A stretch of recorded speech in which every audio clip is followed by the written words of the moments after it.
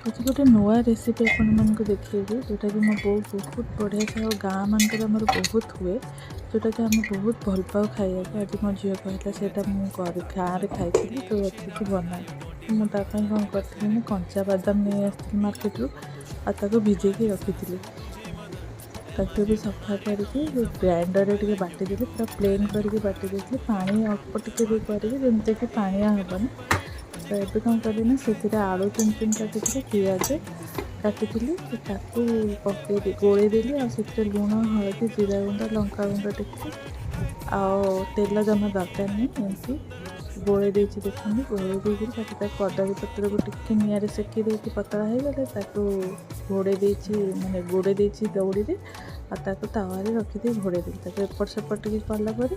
टिके निआ आंचरे पोड़ीदेला देखते केते सुंदर देखा जाए रेडी हो आमर पत्रपड़ा बादाम आलू पत्रपड़ा।